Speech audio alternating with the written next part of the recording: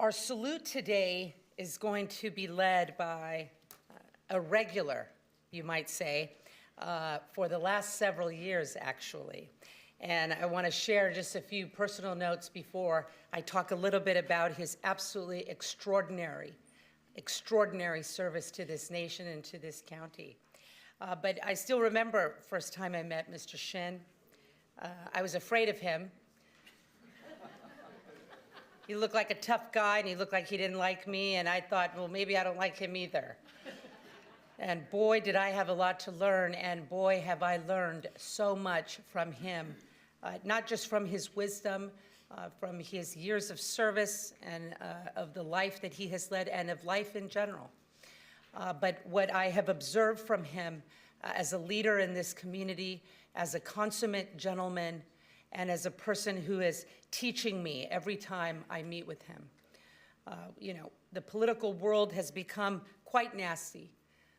And here we are in Kern County with the incredible partnership of Supervisor Couch and myself, learning ourselves from these incredible patriots who have come to this government and have asked more of us, and in so doing have asked more of themselves, frankly.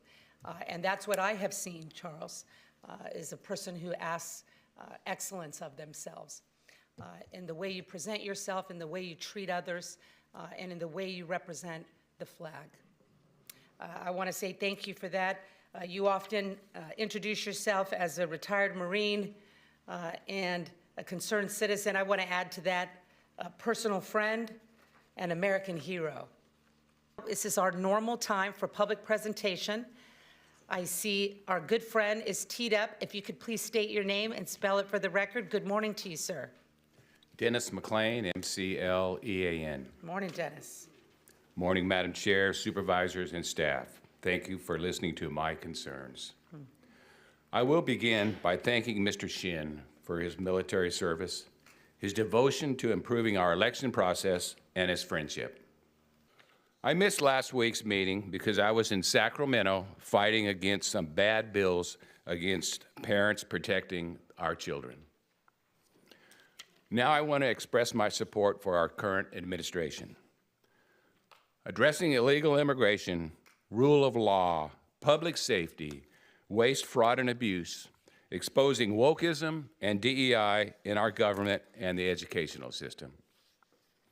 In closing, I want to thank your board for addressing problems with our local election department and splitting this elected office. God bless you all. This is a message from our president, Donald Trump. I'm going to lead a movement to get rid of mail-in ballots, and also while we're at it, highly inaccurate, very expensive, and seriously controversial voting machines, which cost 10 times more than the accurate and sophisticated watermark paper, which is faster, leaves no doubt, and at the end of the evening as to who has won and who has lost the election. We are now the only country in the world that uses mail-in voting. All others gave it up because of massive voter fraud encountered. We will begin the effort, which will be strongly opposed, by signing an executive order to help honesty to the 2026 midterm elections. Remember, the states are merely an agent for the federal government in counting and tabulating the votes. They must do what the federal government, as represented by the President of the United States, tells them for the good of the country. Elections can never be honest with mail-in ballot voting, and everybody in particular the Democrats know this.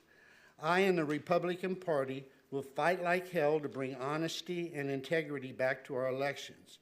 The mail-in ballot hoax using voting machines that are complete and total disaster must end now. Remember, without fair and honest elections and strong and powerful borders, you don't even have a semblance of a country. Thank you for your attention to this matter. President Donald J. Trump. I'm going to just remind that about 2 months ago, I briefed this memorandum 25035 from the Secretary of State, which talked about voting systems assessment and voting systems standards. It had some work requirements involved for counties who had issues. So we have defects, faults, failures, and other reporting issues. Voting technology incidents require jurisdictions to submit the following reports regarding any of the following. 1, notification of any voting system defect, failure, or fault within 30 days. That is Elections Code 19210. We had mapping issues and we had poll book issues. Also, notification of any poll book breach, attempted breach, defect, failure, or fault.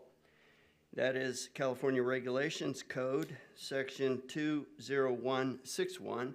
And we had, on the 19th of March, everybody that showed up to vote from 7 a.m. to about 12:35 in the afternoon, their precincts were cross-referenced all across the county of Kern. I had to vote in Boron.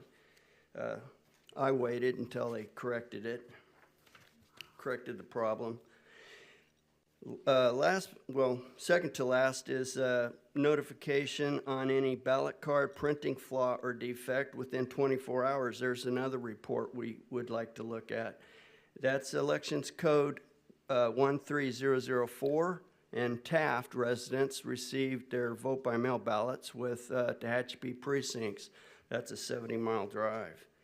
Last but not least, the 1% tally report, which Dominion does. And that's just like they set the standard and then they tell the employees how to meet that standard, and then that's supposed to be a certification. That's kind of like a casino owner having his employees test the machines in the casino, the slot machines, and put a certification out on the building, letting everybody know that the machines work just fine.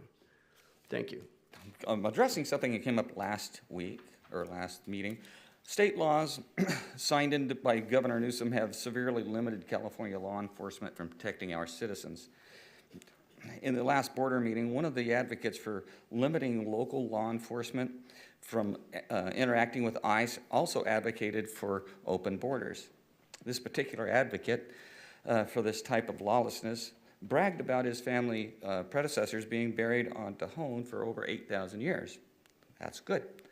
I believe he's a resident there also. Over the past years, Tejon Ranch has had many border disputes with various tribes, trespassers, and California, the state. Tejon relies on California law enforcement, Kern County Sheriff's Office, and private security to protect their borders of Tejon and law on Tejon. I find it very hypocritical that he wants open borders on our sovereign borders of the United States, but uses our resources to protect the borders of Tejon. So maybe he should take all the illegals that ICE can't touch, get them out there on Tejon, pay for their schooling, their legal fees, or medical. That might help a little bit here. But we know none of that will happen. I believe our borders of this nation, which allows him to have his security, are the reason he has his security, our sovereign borders. I would really like Kern County to become a sanctuary city for law enforcement, law and order, and support our sheriff's departments and our police departments along with ICE so that every citizen is protected. There's nothing wrong with expecting people to obey the law. Nothing. Thank you. Just as a matter of public interest, I would like to fully encourage the public to sign up to be a poll worker this November. There's going to be a special election.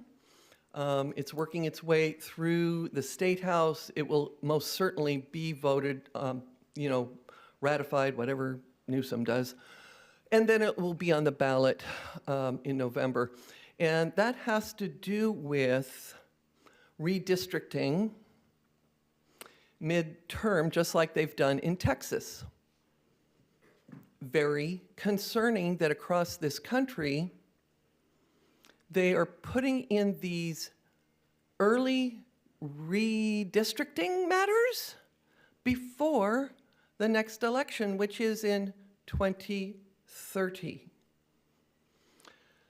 So, to combat what is going on and has already become law in Texas, they are going to gerrymander to put, you know, Republicans, these guys' party, in charge. So if you think that that is right, that's a problem to me. And this is why Mr. Newsom and the California legislature will get this on the ballot for the people to decide. Not them, not Newsom, not anybody up there. The public will decide. And guess what? I've already got 3 mailers saying, don't do that. That will be bad. Letting the people decide, that'll be bad? Are you serious? These mailers came from huge money. Freedom Foundation is supporting them. Miss It's Abbott. wrong. Thank you.